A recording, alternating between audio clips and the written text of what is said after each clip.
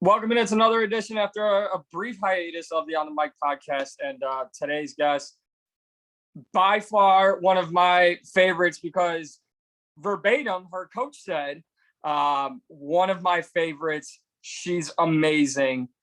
First time on the show. And any person who said whose coach talks about her like that is a friend of mine, and it's Taylor Guardado. Taylor, how are you? I'm great. Thank you for having me on. Yeah, of course. And like I said, if Coach Eric Nixick is saying great things about you, I mean, obviously, again, this is the first time on the show, but it's not the first time I've ever heard of you. I think you have a great story, but I love to get to know fighters, not just in the cage, but outside the cage. So I'm going to start it off with just something a little lighthearted here. We obviously saw you get the water shower from Coach Nixick. So I'm just going to ask you this. If it could be, because you were drinking a beer, if it could be beer, water, or Gatorade, which would you rather have poured on you as a shower in celebration? In celebration, Gatorade. Celebration. That just feels really iconic, you know? Like that feels like that feels like a Remember the Titans type of moment, like where you're just I feel like that could be your thing though. Like you and Coach Nixick could just make beer showers now. Like you should just smack the water out of his hand and just hand it on the beer. But no, I mean that honestly, that was one of my favorite moments of this year. And you've obviously moved on to the playoffs. We'll get into that. But kind of talk about how your career has gone for you. I know you took some time off. Only one loss as an amateur to some woman named Ronda Rousey. I'm gonna ask you about that. But I mean, you took some time off.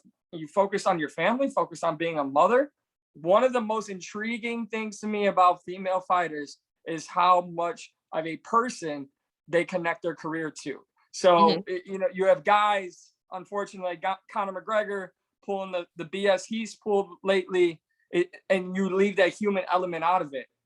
I just had Misha Tate on about 3 weeks ago. I know what it's like, especially from a woman's standpoint, talking to Misha, for female fighters. So what has your career been like for you?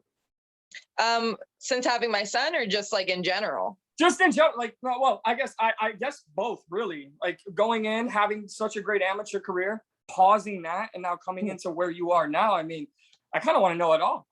Yeah. So I mean, like when I first started, I think I was purely in it for the competition. You know what I mean? Like I just wanted a sport that I could compete in. And then I realized I was pretty good at it. So I went my hardest with it. And then when I injured my knee and then ended up taking all that time off and everything, I really enjoyed my 20s, honestly. Like we traveled a lot, we ate, got fat, like I was having a good time. But when I had my son, I don't know what clicked in me. Like, I had some postpartum depression that was kind of really messing with me really bad. And what was helping me was hitting mitts upstairs in our loft with my husband. Like he would just hold mitts for me, or like we'd grapple or like pummel or something like that up there. And I was like, you know what? I think I want to do this again. So I kind of just jumped back in less than a year after postpartum.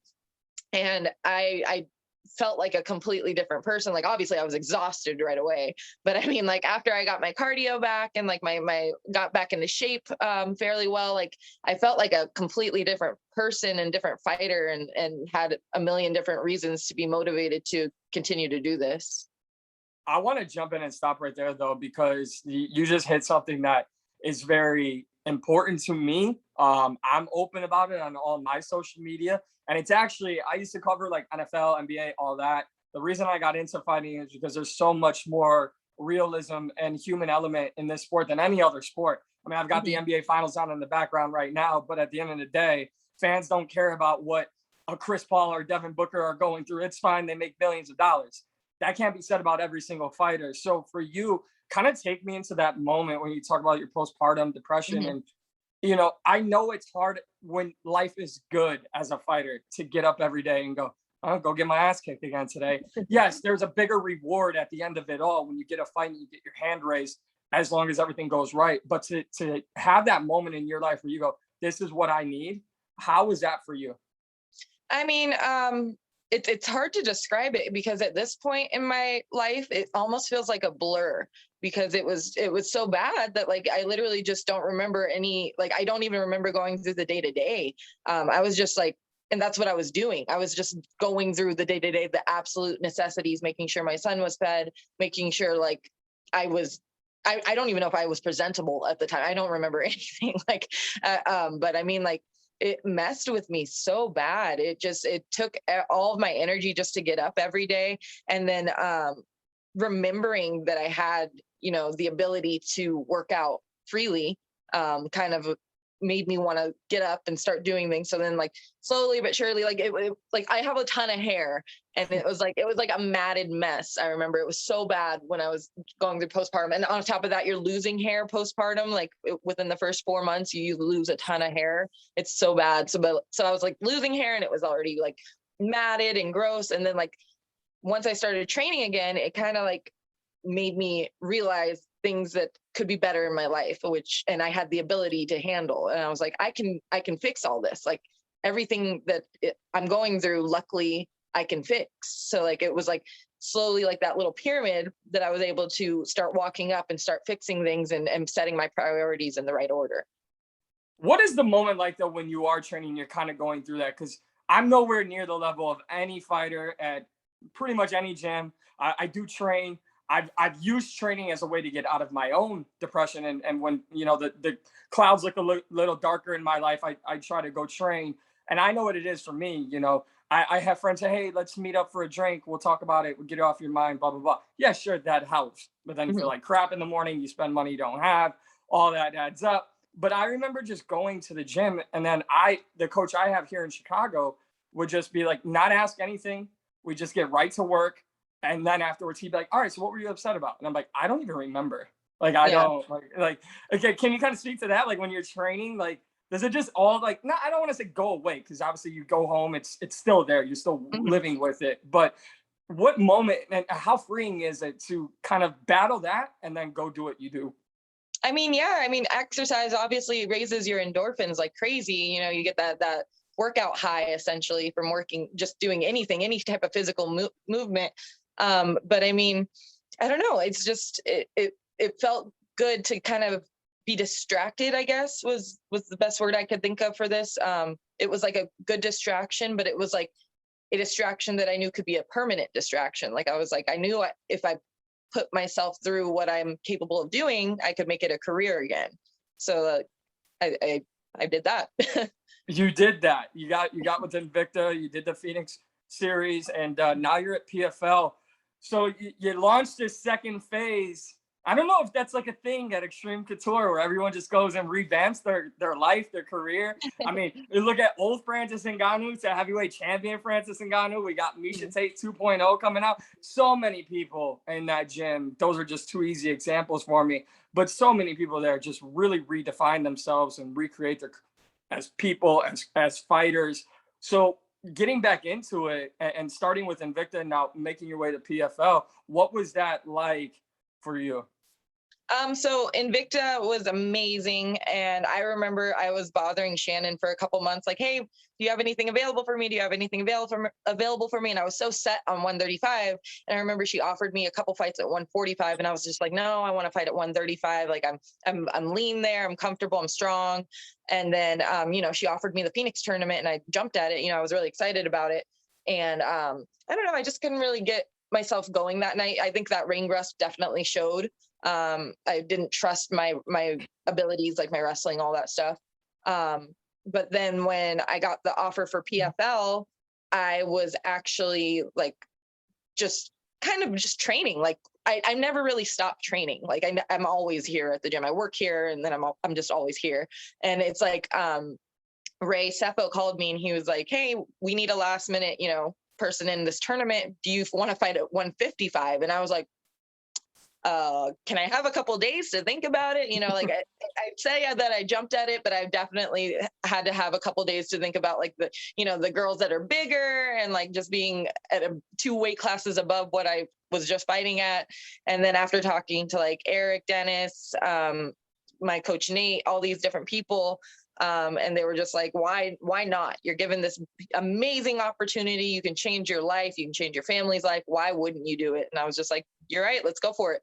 And that's where we're at now.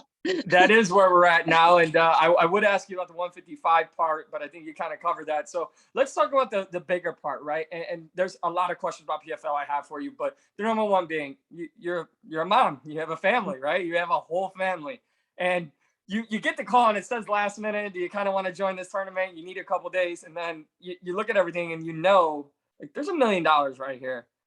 But Taylor, there's so much more to this because you can't write fights, right? Like there's no Hollywood script to any single fight. Although many people expect Kayla Harrison to be in the finals, I've talked to people that cover PFL, around PFL. They think you have a great opportunity here in this tournament to kind of play spoiler. We'll talk about your fight here in a second, but that $1 million, when I just say that, some fighters can fight for years and never sniff that. What is that, having that reward possible, mean to you? Literally talking about it makes my hands sweaty. Like, I get so like, I get all the emotions, anxious, nervous, excited. I mean, like it's 100% life changing. Like literally, like I can change my entire family's lives. Just, helping everyone with whatever I can. But I mean, like, being given this opportunity, I'm not taking a second for granted. So like, if my coaches say jump, I'm saying how high. And if they say run, I'm saying how far. Like I'm doing everything in my power to make sure that I'm the best me come the next fight. That next fight will be against Larissa Pacheco on August 29th. We're about a month out, or August 27th, excuse me. We're about a month out. I'm not going to hit you with the typical media question. How's training camp? How's this? How's that?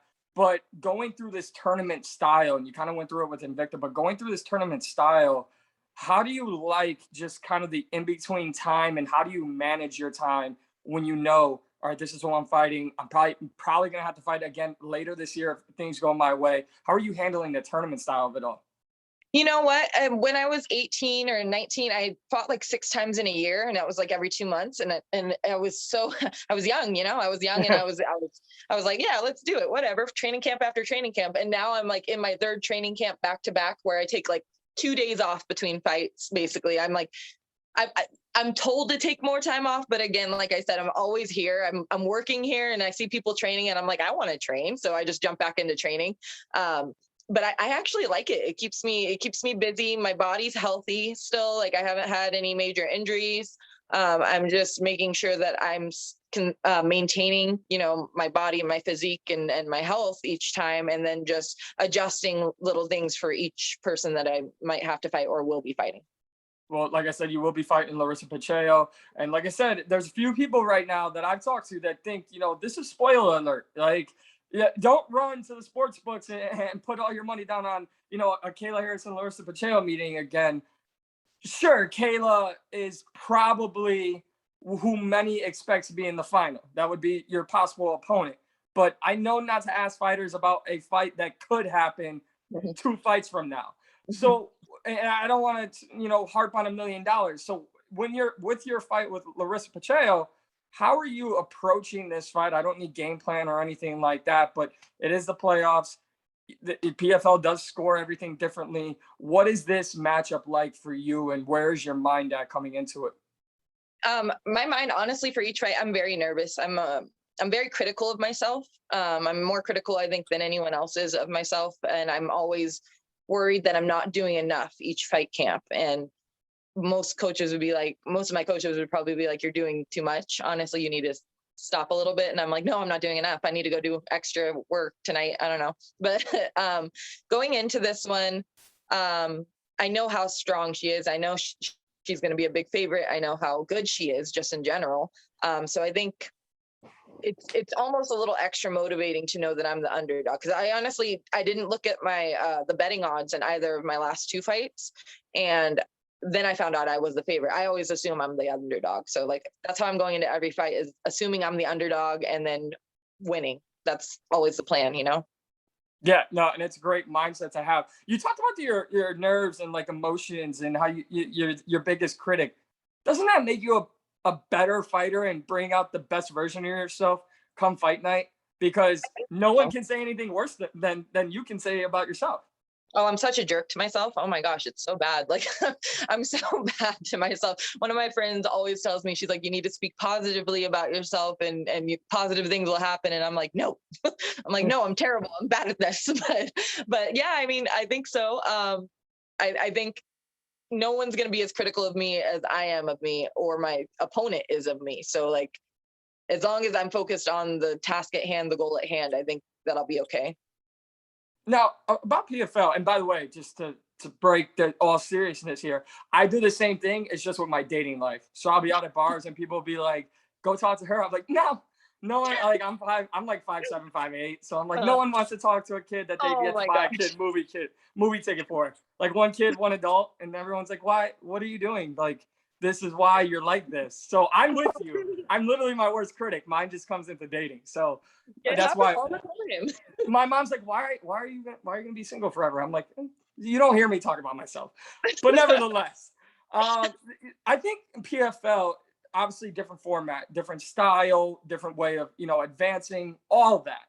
But when you look at PFL, you look at the avenue and the landscape. Sure, Kayla on the women's side, Kayla Harrison, Clarissa Shields, like those are the two biggest names. But they allow an opportunity for anyone and everyone. Clay Collard, a perfect example this season, to, Hmm. to really do what they're best at and just take the spotlight. There's not a Hmm. spotlight here just for one person, or it's for anyone.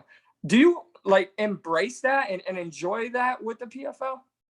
Um, I do enjoy the opportunity of it. I'm not a huge spotlight person personally. Like like my anxiety won't allow me to be like, look at me in the spotlight. Like I'll talk to like one person, then I kind of just want to shy away and do my own thing. Like I don't know. Like I'm like a little crab. Like I'll come out and say hi really quick, but let me go back and do my own thing and mind my business. So I mean, like I love that PFL gives you that opportunity. It's amazing that they allow literally me, who came in with a 0-1 record technically, to come into this tournament. But I mean, like I said, I'm using that opportunity to just prove to myself and to like my family that I can do this. And so far so good. Yeah, very, very good so far. It would be dumb of me to not ask about, your team and obviously, one of your main coaches, Eric Nixick, being at Xtreme Couture, having the teammates you have, having the coaches you have, and really, because I look at him, I know you guys all have him every single day, and I'm jealous. The guy reaches out to me like weekly just to make sure I'm doing good. What is Eric Nixick and Xtreme Couture and your entire staff?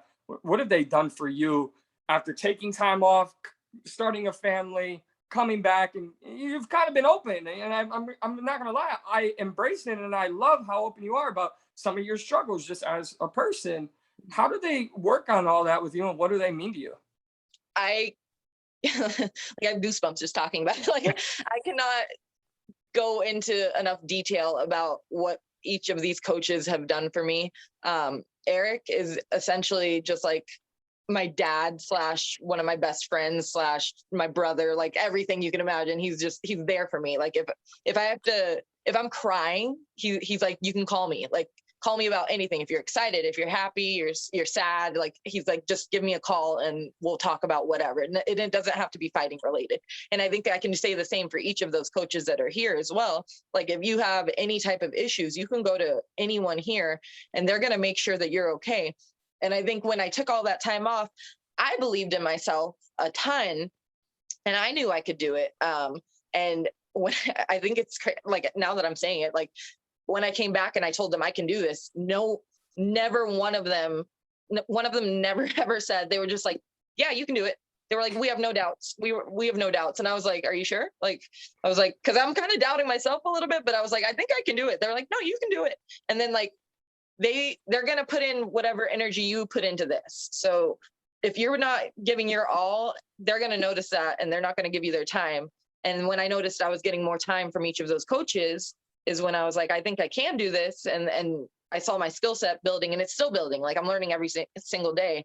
And I don't know, I just couldn't be anywhere without literally all of the coaches at Xtreme Couture. It's insane. Like I can't, there's no way for me to put it into words. I owe this life to them. I love that. What about kind of what I mentioned earlier, though? That I mean, everyone knows like the killers that are in that gym. So away from the coaches, how motivating is it to have, and I can't, I'm sorry, I can't name every single fighter in that gym, but to have, the three easy ones I can think of is, a Francis, a Misha, a Dan Ige, so Mhm. many, a Brad Tavares, so many people that you see day in and day out. What does that team and being around those people mean to you? It means everything. Literally, I think the craziest thing is people are like, from the outside looking in, people are like, oh, that's an intimidating team. That's a scary team. Everyone here is just a bunch of knuckleheads. And we all vibe so hard off of each other, and we're always making fun of each other. And they're the biggest guys, Francis and them. They're cool with, like, they're I don't know. They're just nice to everyone. They're making sure everyone's happy. Like, all of us are just can always just bouncing off of each other and just like feeding off of each other, and it all relays back to our coaches, who obviously want us to be the best. And I always compare it to like a pyramid, where our coaches laid the foundation and they're constantly building up our team, and we obviously have our champions at the top, but like they know of the younger guys and the guys coming up as well, and it's just a constant moving like pyramid where we're all just trying to climb to the top. Well, I guess I needed to hear that because I was actually planning to come to Vegas for 264. It didn't work out, but here's where we relate. Like, my anxiety was so through the roof because I knew I maybe even 20, 30 minutes, I could have stopped by, finally met face to face with Coach Eric. I've never been to Vegas. So Oh, I was like, oh my God, I was like, I can't go to Xtreme Couture. Why would I go? I was like, he's got Brad fighting, Misha's fighting next week. I was like, I can't go there. I was like, so what am I going to do? I'm just in my hotel the entire week. And everyone's like, no, you're going to get out. And I'm like, no, I'm not. I was like, if Coach Eric's not available, I'm not going anywhere. I was like, I'll go to like fight stuff, but like as a non-credentialed media member, I was like, I don't know. And it was I had like a stay for like 5 days, and I was like, nah, we'll take that for a later date. But no. it's so great though. It's so great. Like, this is why I get into the sport, to meet these fighters like yourself, to meet these coaches like you have, and to the team that you have. But on a real note, as we look, towards your fight and everything that's right there in front of you, when I talk to Taylor, the fighter, I can see it, right? I can see everything's right there. Asking Taylor, the mother, what 2021 has been like for you. We came out of COVID pandemic. You've gotten into this tournament. PFL gave you an opportunity. You've run with it. You took so much time off. Taylor, the mother, how does this all feel to you now that you're like right here? I feel amazing. It's again, still my anxiety is not telling me to get too excited, but at the same time, like I know what I've accomplished now, and I know what's ahead of me, and I think I can do anything that I continue to set my mind to, and I want to continue to prove that as a mom to my son as well, that hey, you can do anything that you want to do. You just have to work hard, and I think that applies for everyone. But as a mom, like, those words mean even more to me now. Oh, absolutely. Just a couple more here for you, Taylor, and I thank you so much for your time. Yeah. I just have to ask, just because, but what would a matchup against Kayla Harrison? What would that be like in your mind? I mean, obviously, mentioned Ronda years ago. A lot of comparisons there, and I'm not talking stylistically, but just overall, what would a matchup against Kayla Harrison mean to you? Honestly, I haven't thought about it a ton, other than when people ask me about it, because I'm so focused on the fight that's ahead of me at this Right. moment. But if we were to meet up down the line, I think stylistically it would be a good fight, because we are kind of similar stylistically as far as like the takedowns and all that stuff goes. It would just come down to who's the better fighter. I love that, and I hope we do get to see it. What should fans expect from you in the opening round of the PFL playoffs? I think that they're going to see, they've seen a lot of my wrestling. I think that they're going to see more. I don't know, I want to say, oh yeah, you're going to see me do some more stand up and some spins and some cool Right. stuff. But So it's I like, don't need the game plan. I don't need the game plan. I'm going to be a ninja and you're backflips. Don't worry about it. No, I'm, I think that it's like I'm coming out the best version of me each time, better than last time. So like this last time I thought I did pretty great, and I think I'm going to do even better this time, and just more focused and very prepared for Larissa. You ever look back at your old self before you became a mom, before you took time away. Now that you're at the place that you're at, do you ever look back and like, if you could go back and tell the younger version fighter of yourself, like what would you say to her? I would probably tell her to just keep doing what she's doing. Honestly, like I've had a great life so far. I like that. Obviously, I've had ups and downs and good and bad and everything like that. But for where I'm at this exact moment, everything's okay. So I wouldn't change anything. And as far as the path goes, getting here. I'll say something that I was told a while back, you know, as obviously I'm being open with you, you're being open with me.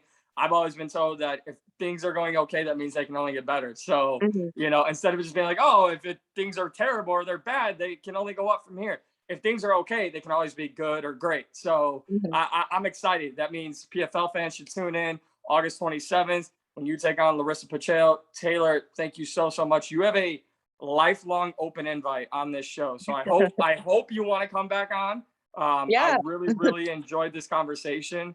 Me too. PFL's got to stop sending me such great people, because then like I connect and then like I'm a wreck because I don't if I don't go to a fight as credentialed media, I'm a human. And when I connect with people, I tell everybody in the room to shut the F up and let me watch this fight and go away. And they're like, or if I'm out, I'm always in my little corner at my bar where I watch my fights at. They're like, oh, he must know this fighter because he's in the corner over here. So I wish you all the best. Thank you. I'm not going to say good luck because fighters don't need luck. I got yelled at one time very early on and I stopped saying good luck. So I wish you all the best. I can't wait to see you get out there. And I'll just say this as someone who, again, has his own struggles. And obviously, I don't have a kid, but for mothers, for people who struggle and for people who are open about it, I commend you on everything that you're doing. Even as a fighter, there's not a lot who would take time away and be like, oh, I could come back. And they come back for the wrong reasons when they do. They need money. They think they still got some fight left in them. Talking to you now, I can sense someone who can only get better from here and just wants to make everything right for her family. So thank you so much, Taylor. And hopefully we'll talk again either before your fight or after your fight. Sounds good. Thank you so much. This has been a great conversation. Honestly, it just felt like I was talking to an old friend. So this is good. This is great. All right. Now I feel like I can actually go to Vegas and like step in and like come to the gym. Please do. I'll give you a free trial class and you can try out classes and have a good time. I'm not trying to die. I'm not trying to die. Listen, I got lucky that my first ever like training session ever was with Dean Thomas. And yeah, I was like, I'm good. I was like, now I get like the 40-year-old like around here in Chicago. I just go, what did you do before this? If I don't hear like MMA, wrestling, jiu-jitsu, I'm like, oh, you were a soccer coach and like you thought this shit. Okay, perfect. You're my guy.